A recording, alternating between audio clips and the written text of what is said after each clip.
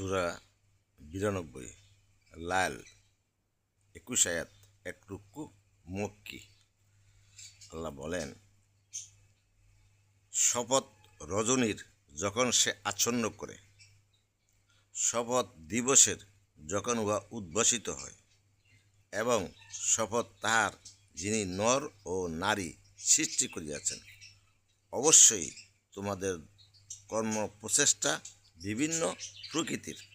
সুতরাং কেহ দান করিলে মুত্তাকি হইলে এবং যাহা উত্তম তাহা সত্য বলিয়া গ্রহণ করিলে, আমি তাহার জন্য সুগম করিয়া দিব সহজ পথ।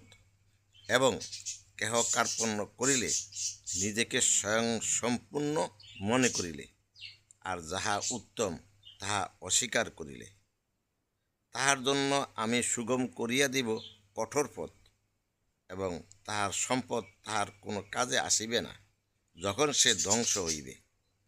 আমার কাজ তো কেবল পথ নির্দেশ করা। আমি তো মালিকের, পরলোকের ও ইহকালের।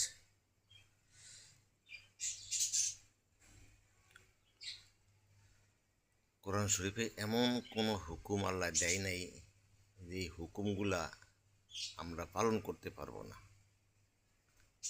আর প্রত্যেকটা হুকুম আল্লাহ পাক আমাদের পরকালের ভালোর জন্য দিক নির্দেশনা দিয়েছেন। আমরা নিজে পড়ব, অপর ভাইকে শেয়ার করে জানাবো। আর মনে রাখতে হবে, কোরআন শরীফ খুলে অর্থসহ পড়া একটু কষ্টের ব্যাপার, যাদের ঈমান একটু কমজোরি আছে। তাই আমরা যদি শেয়ার করে জানাইয়া দেই, আল্লাহর কথাগুলা অন্য ভাই শুনতে পাইল, বুঝতে পারলো, বিচার বিশ্লেষণ করতে পারলো, তাহলে দিনের পথে আসা সহজ হবে।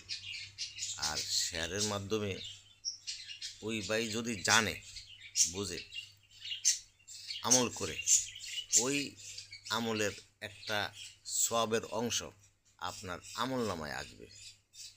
এই জন্য বেশি বেশি করে শেয়ার করবেন, যাতে আল্লাহ আর রাসূলের ওয়াদার উপরে আমরা ইস্তেকামত থাকতে পারি। আল্লাহ রাসূল নিজেই বলছে, বাল্লে গুনু আলা অয়া, আমার যেই কাজ তোমাদেরও সেই কাজ। তো আল্লাহ নবীর দাওয়াত দিয়ে গেছেন, প্রচার করে গেছেন, আমরাও দাওয়াত দিব। তাহলে রাসূলের সান্নিধ্যে আমরা থাকতে পারবো।